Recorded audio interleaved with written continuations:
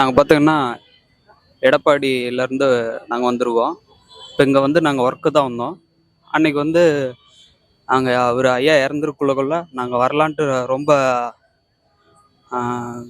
ரொம்ப எதிர்பார்த்தோம். ஆனால் அன்னைக்கு லீவு கிடைக்கல. சப்போஸ் அவர் வீட்டு வரைக்கும் வந்துட்டு அவரை வந்து ஆம்புலன்ஸில் எடுத்துகிட்டு போயிட்டாங்க. நாங்கள் வந்து ஆனால் எப்பயும் ஒர்க்கு போகக்குள்ள அப்படியே வந்து பார்த்தோம். ஆனால் அவரை வந்து ஆம்புலன்ஸில் எடுத்துகிட்டு போனாங்க. இங்கே வந்து எங்களால் பார்க்க முடியல. இப்போ வந்து ஒரு இதுக்கோசரமே இது லீவ் போட்டு நாங்கள் இப்போ ஊருக்கு போகிறோம். அவர் சமாதி பக்கத்தில் தான் இருக்குது. அதனால் பார்க்கலான்ட்டு வந்தோம். இங்கே வந்து பார்த்தா ரொம்ப மனசு ரொம்ப ரொம்ப கஷ்டமாக இருக்குது. எங்கள் அப்பா இறந்ததை விட இவர் இறந்த இழப்பு ரொம்ப அதிகமாக இருக்குது எனக்கு. அப்பா இறந்து இப்போ தான் 2 வருஷம் ஆகுது. ஆனால் அவர் இழந்த இழப்பை விட இவர் அதிகமாக ஒரு இழப்பாக இருக்குது. ஏன்னா எடப்பாடிக்கெல்லாம் வந்திருக்கக்குள்ள நான் இவரை பார்த்துருக்கேன், கை கொடுத்துருக்கோம். ஆனால் இருந்தாலும் இவ்வளோ சீக்கிரத்தில் கடவுள்கிட்ட அண்ணன் போவாருன்ட்டு நாங்கள் கொஞ்சம் கூட எதிர்பார்க்கல. எங்கள் எடப்பாடி மக்கள் ரொம்ப இவருக்காக நாங்கள் வருத்தப்படுறோம். ஆழ்ந்த இரக்கத்தை தெரிவிச்சுக்கிறோம். யாராலையும் வந்து இந்த இழப்பை வந்து ஈடுகட்ட முடியாது. ஆனால் இருந்தாலும் அவருடைய உடல் சூழ்நிலையை பொறுத்து இருந்தாலும் அவர் கட்சியில் வந்து இன்னும் சிஎம் ஆகியிருந்தால் இன்னும் தமிழ்நாட்டு மக்களுக்கு இன்னும் நல்லது செஞ்சுருப்பார். ஆனால் இதுக்கு மேலே இந்த கட்சி வந்து அம்மாவும் இருக்கிற அண்ணனுங்க 2 பேரும் இந்த கட்சி வந்து இன்னும் மேலும் வந்து வளர்த்த அவங்களுக்கு நாங்கள் உதவி செய்கிறோம். நிறைய படம் பிடிக்கும். அதில் நரசிம்மா பிடிக்கும், வரலரசு பிடிக்கும். அதில் பார்த்திங்கன்னா எல்லா சாங்குமே அவர் நடிக்கிற எல்லா சாங்கும், 2வது அவர் சாங்கு, அவர் ஃபைட்டு எல்லாமே நாங்கள் பார்த்துருக்கோம். ஆனால் விஜயகாந்த் படம்னா ஐயாவோட படம்னா கிட்டத்தட்ட பார்த்திங்கன்னா எத்தனை டைம் போட்டாலும் நாங்கள் பார்த்துட்டு இருப்போம். அது எந்த சேனலில் போட்டாலும் மாற்றி மாற்றி நாங்கள் பார்ப்போம். எங்கள் குடும்பமே இதுக்காக வந்து ரொம்ப கண்ணீர் சிந்துறோம். கேப்டன் எப்படி பிடிக்குன்னா, நம்ம வந்து பேசிக்கலி வந்து தளபதி விஜய் ஃபேன் வச்சிங்களேன். அவருக்கு வந்து ஒரு இது பண்ணவர் கேப்டன் தான். அது சினிமா ஃபீல்டு மட்டும் இல்லாமல் அரசியலில் வந்தும் அந்த 2 பெருமை ஆளுமை இருந்திருக்கிற சமயத்துலேயும் வந்து ஒரு ஸ்டாண்ட் பண்ணி ஒரு எம்எல்ஏ ஆகி அதன் பிறகு நிறைய சாதனைகள் பண்ணவர். இப்போ இருந்திருந்தால் மிகப்பெரிய ஒரு இழப்பு தான், தமிழ்நாட்டுக்கு மிகப்பெரிய இழப்பு தான். உண்மையில் ரொம்ப வருந்துடும். இப்போ கம்பெனி ஆஃபீஸில் தான் வந்தோம். சரி, நேரில் தான் வர முடியல. பேச்சு வந்து கலைஞரை பார்த்துட்டு போகலான்ட்டு தான் அங்கே வந்து வந்திருக்கோம். கண்டிப்பாக சிஎம் இருந்தால் இப்போத்தி தமிழ்நாடு கொஞ்சம் வேறு லெவலில் இருந்திருக்கும் வச்சிங்களா. இப்போதைக்கு இதில் அரசியல் பேசக்கூடாதுன்னு நினைக்கிறேன். கண்டிப்பாக வந்திருக்கோம். இப்போ அரசியல் பற்றி பேச வேறு மாதிரி ஆகிடும். அதனால் கலைஞர் இருந்தாருன்னா தமிழ்நாடு லெவலில் வேறு லெவல். அது மெயினாக வந்து ஏழை மக்கள் யாரும் வந்து பாதிக்கப்பட்டிருக்க மாட்டாங்க. அவங்களுக்கு என்ன ஃபேவராக தேவையெல்லாம் பண்ணியிருப்பாப்புல, உதவி நிறையா பண்ணியிருப்பாப்புல. ஓகேங்களா. பிடிச்ச படம் கேப்டன் பிரபாகரன். எல்லாமே படம் மேக்ஸிமம் பிடிக்கும். செந்தூர பாண்டி எல்லாமே பிடிக்கும். இல்லை, நிஜமா இல்லை. இப்போதைக்கு எல்லா மீடியாவும் வந்து இப்போ கேப்டன் அதை பண்ணார் இதை பண்ணாருன்னு சொல்லிட்டு இப்போ சொல்ல வராங்கல்ல. அப்போதைக்கு வந்து அவர் பண்ண காலத்து அவர் அரசியலுக்கு வந்த ஃபீல்டில் இப்போ பண்ண அந்த சப்போர்ட் அப்போ பண்ணியிருந்தாங்க வச்சிங்களேன், வேறு லெவலில் இருந்திருக்கும். அப்போதைக்கு லீடிங்கில் இந்த திராவிட கட்சி கூட வந்து மீடியாக்கெல்லாம் கூட்டணி வச்சுக்கின்னு அவர் எது பண்ணாலும் அவரை ட்ரோல் பண்ணின்னு இது பண்ணிக்கின்னு ஃபுல்லாக எல்லா மனுஷனுக்கும் நெகட்டிவ்ன்ற ஒன்று இருக்கும். அதை மட்டுமே ஃபோக்கஸ் பண்ணி அவர் இது பண்ணது மிகப்பெரிய வந்து தப்பு. இப்போதைக்கு அவர் வந்து ஒரு சாதனையாளராக ஏதோ சொல்கிறாங்க. அப்போதைக்கு சப்போர்ட் பண்ணியிருந்தா இதாக இருக்கும். இந்த மெயின் அவர் நாசமாக வந்த முக்கிய காரணம் என்ன கேட்டால் மீடியா தான். நீங்களும் மீடியா தான் இருக்கா, உங்களை சொல்ற நினச்சிக்க போகிறீங்க. பிக்கஸ்ட் மீடியா தான். அதாவது சில விஷயங்களை வந்து கெத்தா சட்டசபையில் வந்து அதெல்லாம் வந்து மறக்க முடியாத விஷயம். யாரும் அந்த மாதிரி பேசுனதே கிடையாது. ருதில்லா பண்ணார். மீடியா வந்து அவரை கெடுத்துருச்சு. மெயினாக அந்த ஒரு டாபிக் சொல்ல மறந்துட்டேன். மீடியா ரொம்ப கெடுத்துருச்சு. ஒரு நல்ல மனுஷனை வீணாக்கிடுச்சு. மறந்துட்டாங்க. 30 நாள் மேக்சிமம் 30 நாள் மறந்துடுவாங்க. நெக்ஸ்ட் அடுத்த விஷயம் என்னவோ அடுத்த விஷயம் பார்த்துருவாங்க. அடுத்த என்ன இலவசமோ அந்த இலவசத்துக்கு போயிடுவாங்க. அவ்வளோதான். மக்கள் அப்படிதான்.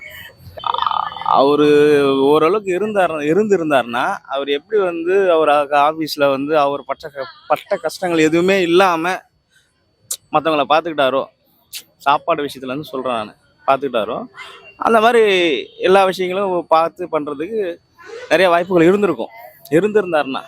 அதாவது அவர் அந்த டைம்லேயே இருந்திருக்கணும். அவர் ரொம்ப லேட்டாக வேறு வந்துட்டார் ஆஃபீஸ்க்கு. அதை கட்சி ஆரம்பித்தது ரொம்ப லேட்டு. ரொம்ப வந்து எனக்கு சிறு வயசுலேருந்து ரொம்ப அவர் மேலே ஈடுபாடு. அது மாதிரி அவருடைய கொள்கை எல்லாமே ரொம்ப எனக்கு பிடிக்கும். மித்தவங்க சொல்லு ஒன்று செயல் ஒன்று இருக்கும், இவர்கிட்ட அந்த மாதிரி இருக்காது. எப்பவுமே இயற்கையாக என்ன சொல்கிறாரோ, கோபன்றது கூட வந்து ஒரு பாசத்தோட ஒரு கோபமாக இருக்கும். சொல்கிறது வந்து சொல்லுவார், கேட்கலன்னு சொல்லியாச்சுன்னா அதட்டி சொல்லுவார். அது பார்க்குறவங்களுக்கு ஒரு மாதிரி இருக்கும். ஆனால் வந்து அது மனசுக்குள்ள ஒரு அன்போட ஒரு இது இருக்கும். திருப்பி எல்லாத்துக்கும் எல்லாம் செய்யணும். அது மாதிரி வந்துட்டு நான் அவர் சுருக்கத்தில் என்ன சொல்லணும்னு சொல்லியாச்சுன்னா, அவர் உண்மையில ஒரு கருணை பரம்பரை அப்படின்னு சொல்லிட்டு ஒரு மனசுல எனக்கு தோணுது. இவர் பார்க்கணும் பார்க்கணும்னு எவ்வளோ போராடினோம், பார்க்க முடியல. கடைசியில் இந்த மாதிரி சூழ்நிலையில் வந்து பார்க்கணும்னு மனசு ரொம்ப வேதனையாக தான் இருக்குது. அதனால பா- ஒவ்வொருத்தவங்க வந்து ஒரு இறப்புக்கு பின்னாடி ஒரு 16 நாளில் அவங்களுடைய மறுபிறப்பு எடுக்கும்னு சொல்லியிருக்காங்க, வாழ்க்கையில் புராணங்கள்ல எல்லாத்துலேயும். ஆனால் அந்த 16 நாளுக்குள்ள அவருடைய ஆத்மா இங்கே சுத்திட்டு இருக்கோம் அப்படின்னு சொல்லி அவருடைய ஆசீர்வாதம் எல்லாமே வேணும்னு சொல்லிட்டு நாங்கள் அவர் தெய்வம் மாதிரி நாங்கள் வேண்டிக்கிறோம். அதை நினச்சிட்டு இப்போ நான் இப்போ கூட வேலையில் டியூட்டியில இருந்து இப்போ ஃபேமிலிலாம் இருக்குது, போய் பார்க்கறதுக்கு முன்னாடியே அவரை ஒரு பார்வை பார்க்கத்தான் முடியல அவ்வளோ கூட்டத்தில். ஆனால் யாருமே எதிர்பார்க்க முடியல. இனிமேலும் முதலமைச்சராக இருந்த எம்ஜிஆருக்கு கூட இந்த அளவுக்கு வந்து ரோடெல்லாம் வந்து பூமாலை போட்டு செய்யணும்னு நான் என் கண்ணு முன்னாடி பார்த்ததில்ல. ஆனால் இவருக்கு நடந்ததை பார்த்தேன்னா அந்த கருடன் வட்டமிட்டதெல்லாம் பார்த்தீங்க நீங்கள் எல்லாத்துக்கும். ஏன்னா இது ஒரு கோயில் கும்பாபிஷேகம் நடத்துனதுக்கு மட்டும்தான் கருடன் வட்டமிடுவார். இவருடைய இதுக்கு வந்து இந்த மாதிரி வந்து கருடன் வட்டமிடுதுன்னு சொல்லியாச்சுன்னா சாதாரண செயல் இல்லை. இது எல்லாமே பிரபல நடிகர், இவருக்கு முன்னாடி வந்த நடிகர்லாம் இருக்கலாம், எவ்வளோ பேர் இருந்தாலும் வந்து அவ்வளோ பேர் வந்துட்டு இவர் மேலே எந்த யாருமே வரல அப்படின்னு சொல்ற ஒரு இதுவே இல்லை. எல்லாரும் ஆத்ம சாந்தமா, யாரு ஒரு சின்ன ஒரு மனுஷன் ஒரு பிள்ளைங்கிட்ட கூட கேட்டிங்கன்னா தெரியும், இவர் மேலே ஒரு சின்ன ஒரு தவறு கூட சொல்ல முடியாது. அரசியல்லையும் அந்த மாதிரி இருந்தார், நடிகராக இருந்தும் அந்த மாதிரி இருந்தார். எல்லாத்துக்கும் கொடுத்து தான் பழக்கப்பட்டார், தவிர யாருக்கிட்டையும் வாங்கி இவர் ஏமாத்தினாரு செய்தார் அப்படின்னு சொல்லி இல்லவே இல்லை. அவருக்கு வந்துட்டு அவர் வீடெல்லாம் ஜப்தியாக போகுது, பேங்க்ல லோன் வாங்கின்னு சொன்னார். எல்லாரும் சொல்லி பேப்பர்ல எல்லாம் போட்டாங்க, தினமலர்ல எல்லாம் போட்டாங்க. எங்களுக்கெல்லாம் மனசு கஷ்டமா தான் இருந்தது. அது 5 நாள் பொறுத்து இந்த காது கேளாதவர் பேசாதவங்களுக்குலாம் 5 கோடி ரூபா இனாமா கொடுத்தாரு. அதெல்லாம் பார்க்க எல்லா சொன்னதெல்லாம் பொய்யாக்குனாரு. உண்மையை வந்து என்னைக்குமே உலகத்துக்கு தெரியும்னு சொல்லி கொண்டு வந்தாரு. அவருடைய இது என்ன ஒண்ணுன்னா, இந்த தமிழ்நாட்டு மக்களுக்கு அவரை வந்து பயன்படுத்திக்க தெரியல, அதுதான் உண்மையானது. ஆனா இவங்க பற்று வச்சவங்க, எங்களை மாதிரி வந்து பற்று வச்சவங்க நிறைய பேர் இருக்காங்க, பணத்துக்கு விலை போனவங்க நிறைய பேர் ஆயிட்டாங்க. அதனால ஒன்றும் பண்ண முடியல. அவர் வந்து அவருடைய செயலை வந்தது இங்க வந்து எதை செய்யணுமோ அதை செய்துட்டு அவர் நல்லபடியா போயிட்டாரு. அவருக்கு ஒன்று இதே இங்க வந்து உளுந்தூர்பேட்டையில நிக்க சொல்ல கூட என்ன சொன்னார், ஒரே வார்த்தைனா, எனக்கு போட்டிங்கன்னா இந்த இடத்த வந்து நான் இந்த தொகுதியை நான் எல்லாத்துக்கும் முன்மாதிரி ஆக்குவேன் அப்படின்னு சொல்லி சொன்னாரு. அதே இது எனக்கு போடலை, நான் தோத்துட்டேன்னா உங்களுக்கு தான் இழப்பு, எனக்கு ஒன்றும் இழப்பு கிடையாது. நான் எப்போ மாதிரி நான் நல்லா இருக்கிறேன், எல்லாத்துக்கும் நான் செய்ய வேண்டியதை செய்வேன். நீ விரோதியா கூட இருக்கு, யாரையுமே பகையா பார்த்ததே கிடையாது இது வரைக்கும். எல்லாத்தையும் நண்பனாத்தான், எல்லாத்தையும் தோல்ல கை போட்டு தான் எவ்வளோ வடிவெல்லாம் பேசினாரு. ஆனால் அவருக்கெல்லாம் ஒரு நன்றி கட்டு போய் எப்படின்னு உங்களுக்கு தெரியும், இந்த உலகத்துக்கே தெரியும். ஆனால் இருந்தாலும் ஒரு வார்த்தை கூட அவர் திருப்பி பேசலை, ஒரு இடத்துலையும் திட்டலை, பேசலை. அந்த மாதிரி ஒரு முன்மாதிரியாக இருந்தார் எல்லாத்துக்கும்.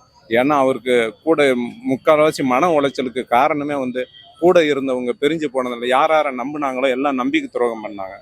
அதெல்லாம் அவரால் மறுக்க முடியல. அதனால மனசில் வச்சுக்கிட்டே அவர் இது பண்ணிட்டார், யார்கிட்ட அந்த கஷ்டத்தை இது பண்ணிக்க முடியல. இது முக்கியமான 2-3 பேர்கிட்ட சொன்னார். ராதாரவி ஐயாட்ட சொன்னார், தியாக ஐயாட்ட சொன்னார், இந்த மாதிரிலாம் இருக்குது அப்படின்னு சொல்லிட்டு அவங்க மனசு வந்து ரொம்ப சொன்னாங்க. ஆனால் இவ்வளோ தூரம் எல்லாம் பண்ணார், தவிர யாராவது அதை தமிழ்நாட்டு மக்கள் வந்து ரொம்ப அவரை வந்து மிஸ் பண்ணிட்டோம், அவ்வளோதான் சொல்ல முடியும். சுருக்கமாக சொல்லணும்னா மிஸ் பண்ணிட்டோம். ஆனால் அவர் செய்து எதை குறிக்கோள் நோக்கி வந்தாரோ, இந்த ஏழைங்களுக்கு பண்ணணும் செய்யணும்னு சொல்லிட்டு பெரிய பெரிய ஆளுங்க யாரையுமே வந்து பக்கத்தில் வச்சுக்கல. இப்போ ஒவ்வொருத்தரும் பார்த்தீங்கன்னா, இப்போ ரஜினி சார்லாம் வந்துன்னா குறிப்பிட்ட ஏஜ் தாண்டின உடனே பார்த்தீங்கன்னா இந்த பாலு மகேந்திரா, பாலச்சந்திர, அந்த மாதிரி பெரிய பெரிய டைரக்டர், எஸ்பி முத்துராமன் இவங்கெல்லாம் கையில் வச்சிருந்தாரு. இவர் எதையுமே நம்பில்லை, என்ன மாதிரி வர்றவங்க வரட்டும்னு 54 டைரக்டர், ஒருத்தர் 2 பேர் இல்லை, சாதாரண விஷயம் இல்லை. ஒருத்தர் அறிமுகமாகி 54 டைரக்டர் கொண்டு வரணும் அப்படின்னு சொல்லியாச்சுன்னா சாதாரண விஷயமா? இன்னைக்கு சின்ன பிள்ளைங்க கூட, இந்த கிங் கான் ஒருத்தர் குள்ளமா இருப்பாரான், அவரை கூட மன்சூர் அலி கான் கல்யாணத்துக்கு வந்து பொண்ணு கல்யாணத்துக்கு வந்து கூப்பிட்டு மடியில் உட்கார வச்சாரு. அவரை பார்த்தீங்கன்னா அதே மாதிரி இப்போ லேட்டஸ்ட்டாக இறந்துட்டார் பார்த்தீங்களா, போண்டாமணி.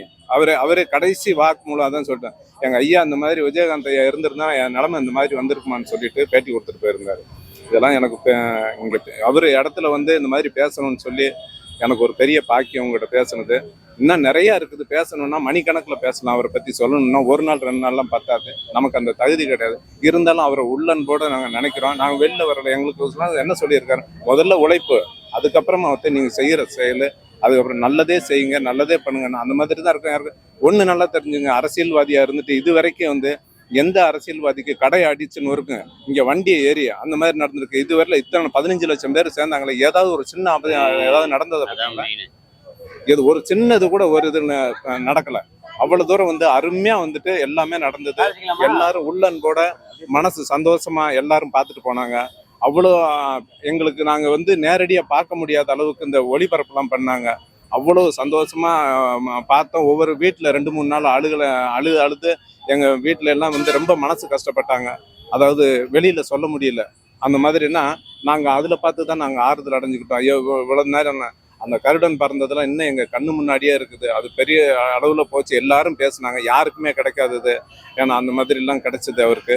அவரு இன்னமேலும் எங்களுக்கு வீட்டுல எல்லாம் தெய்வமா தான் இருக்கிறாரு. நாங்களும் அவரு எப்பவுமே நாங்க சின்ன வயசுல இருந்து எங்க குடும்பத்துல ஒரு 15 பேர் அவருடைய தீவிர ரசிகர்னு இருந்துட்டு அரசியல் வந்ததுக்கு அப்புறம் அவருக்கு தான் இது பண்ணோம்.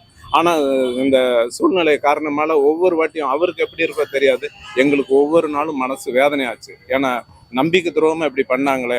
ஆனா நம்பிக்கை எல்லாத்தையும் எடுத்தாரு. ஒவ்வொருத்தவங்க உங்களுக்கே தெரியும், மன்சூர் அலிகான் சாரு, இவரு இன்னொரு டைரக்டர் இருக்கார் அந்த வானத்தை போல படத்துல காமெடியில ரமேஷ் கண்ணா, இவங்கெல்லாம் வந்துட்டு நாங்க வழிய வந்தது கூட வேணாங்க வராதிங்க, உங்க லைஃப் பாதிக்கும்.